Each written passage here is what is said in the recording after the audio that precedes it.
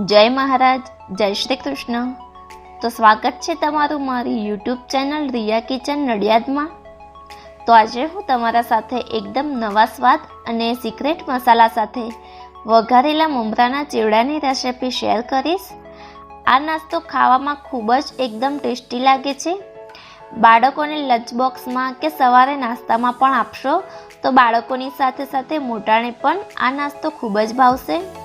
તો વિડીયોને સિક્રેટ મસાલા સાથે જોવા માટે છેલ્લે સુધી પૂરો જોજો અને તમને મારો આ વિડીયો જો પસંદ આવે તો વિડીયોને લાઈક કરજો।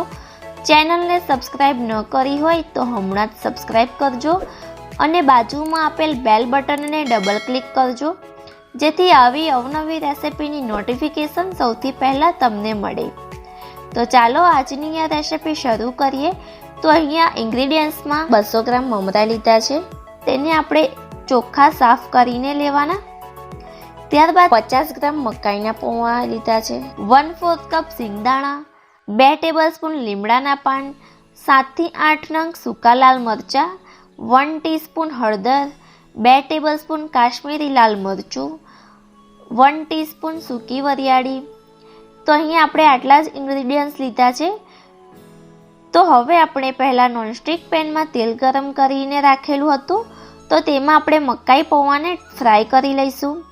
તો આ રીતે પૌવાને થોડા થોડા કરીને ફ્રાય કરી લઈશું। તો પૌવા અહીંયા ફ્રાય થઈ ગયા છે। ત્યારબાદ તેમાં સિંગદાણાને પણ આપણે ફ્રાય કરી લઈશું।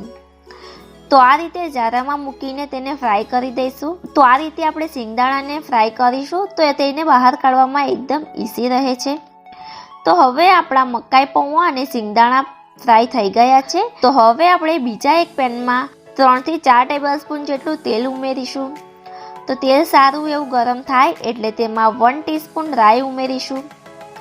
રાઈ બરાબર ફૂટે એટલે તેમાં 1 ટીસ્પૂન જીરું ઉમેરીશું, 1 ટીસ્પૂન સૂકી વરિયાળી, ત્યારબાદ તેમાં 1/2 ટીસ્પૂન હિંગ ઉમેરીશું, 2 ટેબલસ્પૂન લીમડાના પાન, સાથે 6 થી 7 નંગ સૂકા લાલ મરચાં। લીમડાના પાન અને સૂકા મરચાં વઘારમાં ઉમેરવાથી આ નાસ્તાનો ટેસ્ટ ખૂબ જ સરસ આવે છે।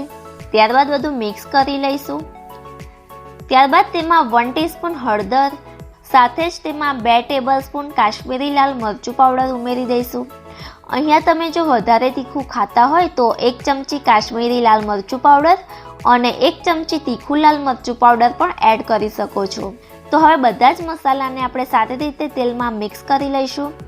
ત્યારબાદ આપણે આ મસાલાને સાઈડમાં રાખી દઈશું અને સૌથી પહેલાં એક મોટા બાઉલમાં મમરા એડ કરીશું, સાથે જ તેમાં મકાઈ પૌવા ઉમેરીશું અને નાસ્તાને થોડો વધારે ટેસ્ટી બનાવવા માટે તેમાં ફ્રાય કરેલા સિંગદાણા ઉમેરીશું। સિંગદાણાનો સ્વાદ ખાવામાં ખૂબ જ સરસ લાગતો હોય છે। તો અહીંયા હવે આપણે વઘાર કરવામાં મીઠું નહોતું ઉમેર્યું એટલે સ્વાદ પ્રમાણે મીઠું ઉમેરીશું। જો વઘારમાં પહેલાંથી જ મીઠું ઉમેરી દઈશું તો મીઠું વઘારમાં નીચે બેસી જતું હોય છે અને મસાલા બળી જતા હોય છે। તો આ રીતે ઉપરથી જો મીઠું ઉમેરશો તો આ નાસ્તો એકદમ સરસ બનશે। હવે આપણે તૈયાર કરેલા વઘારને આમાં ઉમેરી દઈશું અને બધા જ મસાલાને બરાબર મમરા અને પૌવા સાથે મિક્સ કરી દઈશું। તો હવે જે સિક્રેટ મસાલો આપણે આમાં ઉમેરીશું તેનાથી આ નાસ્તાનો સ્વાદ ખૂબ જ સરસ આવશે। તો આપણે આ જીરામણ મસાલો ઉમેરી દઈશું। આ મસાલો તમને ઇઝીલી કરિયાણાની દુકાન પર મળી જશે। જો તમારી પાસે આ મસાલો હોય તો એકવાર આ રીતે નાસ્તો બનાવીને ટ્રાય કરજો, ખૂબ જ સારો એવો ટેસ્ટ આવે છે। અને જો તમારી પાસે કે દુકાન પર આ મસાલો ન મળે અને જો તમારે આ રેસિપી જોઈતી હોય તો કમેન્ટ બોક્સમાં જણાવજો, તો હું તમારી સાથે આ મસાલાની રેસિપી જરૂરથી શેર કરીશ। તો હવે બધા જ મસાલા મમરા પૌવા સાથે મિક્સ થઈ ગયા છે। તો એકદમ ટીમટીમ એવા જોઈને જ ખાવાની ઈચ્છા થઈ જાય તેવો આ ટેસ્ટી ચટપટો મમરા પૌવાનો ચેવડો એકવાર તમે આ રીતે બનાવીને જરૂરથી ટ્રાય કરજો। બાળકોને અને ઘરના બધાને બહુ જ ભાવશે। અને તમને આમાંથી જો મારી રેસિપી થોડીક પણ પસંદ આવી હોય તો વિડીયોને લાઈક કરજો। નાસ્તા માટે જો તમને મારી આજની આ રેસિપી યુઝફુલ લાગી હોય તો તમારા ફ્રેન્ડ્સ અને ફેમિલી સાથે શેર કરજો અને મારી ચેનલને સબસ્ક્રાઈબ કરવાનું બિલકુલ પણ ના ભૂલશો। જય મહારાજ, થેન્ક્સ ફોર વોચિંગ।